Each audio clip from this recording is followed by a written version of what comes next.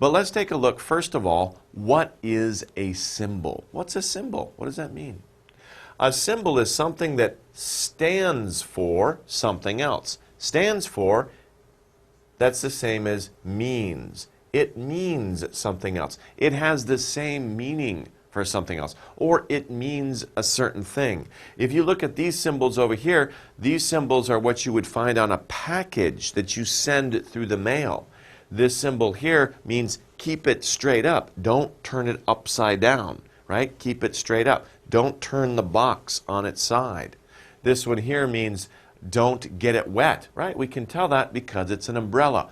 All of these signs or pictures or even objects have some certain meaning. Some of them, not every object is a symbol, but many objects are symbols. They stand for something else or they mean something else. Okay, that's what a symbol is.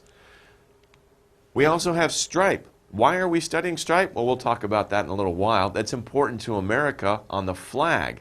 But if we talk about stripe, what is a stripe? A stripe is a long, narrow line of color, like this shirt, right? There are many white and red stripes on this shirt, okay? So those are stripes. Do you have any stripes in your clothing? If you're not wearing any now, look in your closet. Maybe you have a shirt that has stripes, this way or this way, or pants that have stripes. Ooh, that would be a little wild, huh? Okay, but anyway, those are stripes. Okay, our next word is bald. Oh my gosh, temori, right? Orikaseo, where did the hair go? The hair is gone, right? Father and son both have no hair. The hair's gone, right? Looks like the son decided to join his father and get his head shaved. Head shaved. But if something or someone has no hair, we say they are bald, okay? This is very interesting words, but you'll understand later why we're talking about stripes and bald. These all have to do with symbols of the United States, so don't worry. Okay, statue. Of course, statue is very obvious. A statue is a large figure of a human or animal that is made of stone or metal. Made of stone or metal.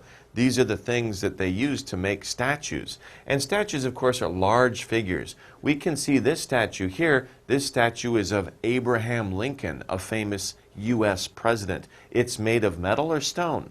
It's made of stone.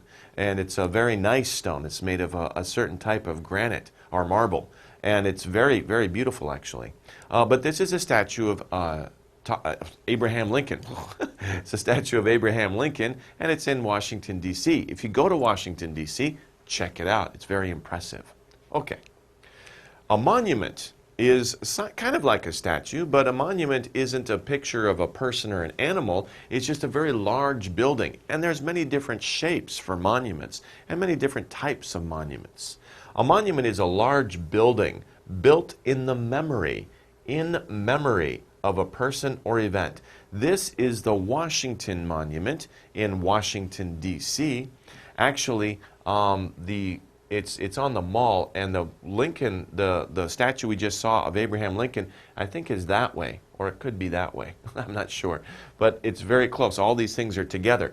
This is a monument for the memory of George Washington, the first president of the United States. It's in memory of him. He was the first president of the United States. Many people respected him, and they wanted to honor him as the first president, so they built a monument in his memory. But it doesn't always have to be a person. It could be an event.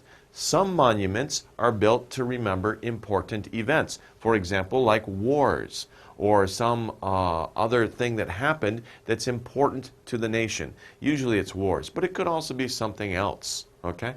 But the monuments are built in memory so that we remember these people or these events when we look at the building. Okay, a landmark. A landmark is a place that has a very important meaning. A very important meaning. There are many landmarks around us. In fact, in Seoul, if you look around in Seoul, what are some important landmarks? There's Namsan Tower, right? Actually, landmarks are also used to know where are you? And they're very good in giving directions. So if you're in Seoul and you get lost, Look around. If you see the Namsan Tower, oh, I know where I am. If you're in Gwanghwamun, you can see the statue of Isun Shin, right? And that's a very important landmark too. It has an important meaning. Okay. Capitol. Capitol is the building in Washington, D.C., where U.S. lawmakers meet. That's the Capitol building. The Capitol building. You can see that. It's also a famous landmark in Washington, D.C. By the way, it's interesting. Capitol, this way, when we refer to the building, is spelled T-O-L. But if you talk about the city, Washington, D.C., it is the capital, A-L, of the country. Don't get confused. It's a very similar meaning. So the Capitol building is spelled O-L. The capital city, Washington, D.C., is A-L. But it's almost the same pronunciation. Capital, capital. Basically the same pronunciation. Just a little bit different in the spelling. Lesson 6. The Symbols of the United States. Symbol. Something that stands for something else. Stripe. A long, narrow line of color. Bald. Having no hair. Statue.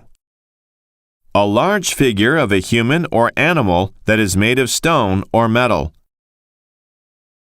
Monument. A large building built in memory of a person or event. Landmark. A place that has a very important meaning. Capitol. The building in Washington, D.C. where U.S. lawmakers meet.